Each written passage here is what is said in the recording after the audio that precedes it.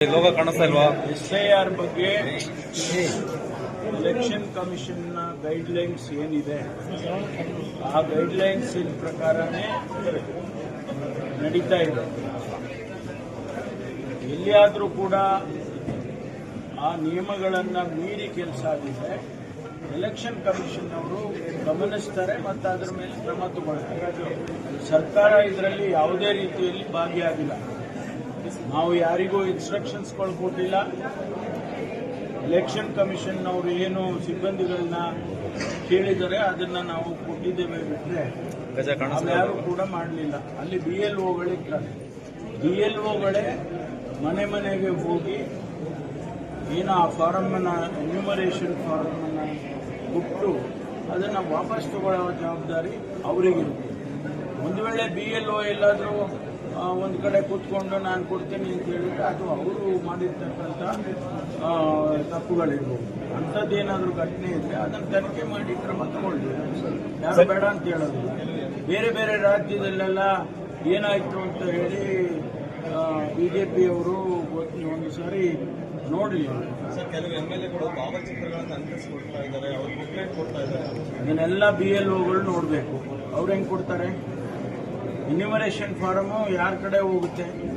Enumeration form direct ಆಗಿ BLO ಮನೆ ಮನೆಗೆ ಹೋಗಿ ಕೊಡಬೇಕು. ಆ ಕೆಲಸ ಅವ್ರು ಮಾಡಲಿಲ್ಲ ಅಂದ್ರೆ ಎಲೆಕ್ಷನ್ ಕಮಿಷನ್ ಅನ್ನು ಅವರು ಮಾನಿಟರ್ ಮಾಡ್ತಾರೆ. ಸರ್ಕಾರದ ಪಾತ್ರ ಏನೂ ಇಲ್ಲ.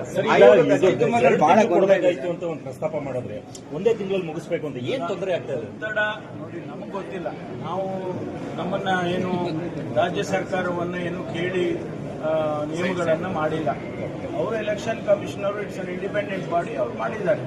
ಅವರು ಒಂದು ತಿಂಗಳಲ್ಲಿ ಮಾಡಬಹುದು ಅಂತ ಅವರು ತೀರ್ಮಾನ ಮಾಡಿದ್ಮೇಲೆ ಒಂದು ತಿಂಗಳಲ್ಲಿ ಮಾಡೋದಕ್ಕೆ ಸೂಚನೆಯನ್ನು ಕೊಟ್ಟಿದ್ದಾರೆ. ನಾವು ರಾಜ್ಯ ಸರ್ಕಾರ ಅದಕ್ಕೆ ಏನು ಸಹಕಾರ ಬೇಕು ಮಾಡಿದ್ವಿ. 2 ತಿಂಗಳು ಕೊಡಬೇಕಾಗಿತ್ತ? ಏನಾರ ಒಂದು ತಿಂಗಳು ನೋಡ್ಬೇಕಾಯ್ತು, 3 ತಿಂಗಳು ಅದೆಲ್ಲ ಅವರು ತೀರ್ಮಾನ ಮಾಡಿದಾರಲ್ವಾ?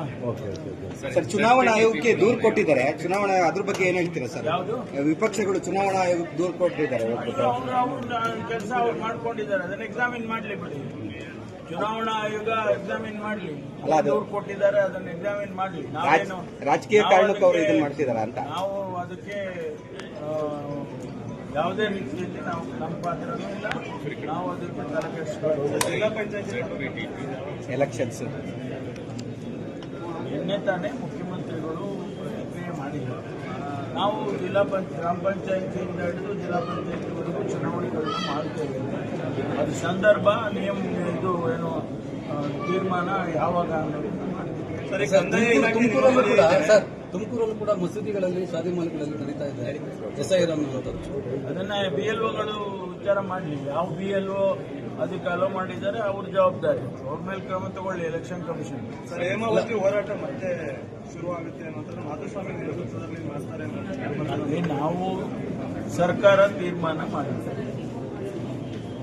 900 ಹೆಚ್ಚು ಕೋಟಿ ರೂಪಾಯಿನ ಈಗಾಗಲೇ ಅದಕ್ಕೆ ಮಾಡಿ, ಅದಕ್ಕೆ ಹಣನೂ ಬಿಡುಗಡೆ ಮಾಡಿ, ಸಾಕಷ್ಟು ಹಣ ಖರ್ಚು ಮಾಡಿ ಅದನ್ನ ಈಗ ನಿಲ್ಲಿಸಬೇಕು ಅಂತ ಹೇಳಿದ್ರೆ ಅದನ್ನು ಸಾಧ್ಯ ಇಲ್ಲ.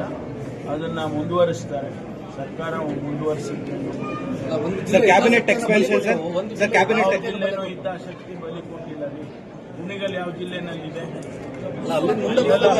ಕುಣಿಗಲ್ ಯಾವ ಜಿಲ್ಲೆ? ಎಕ್ಸ್ಪ್ರೆಸ್ ಕೆನಾಲ್ ಮೂಲಕ ಹೋಗೋದು ಬೇಡ. ಅದು ಆಗುತ್ತೆ, ಅದು ಇದನ್ನೇನು ಮುಚ್ಚಿಬಿಡೋದಿಲ್ಲ ಅಲ್ವಾ? ಕುಣಿಗಲ್ ಈಗ ಇಲ್ಲಿಂದ ಹೋಗ್ತದಲ್ಲ, ಆ ಕೆನಾಲ್ನೇನು ಮುಚ್ಚೋದಿಲ್ಲ. Sir, cabinet expansion sir, cabinet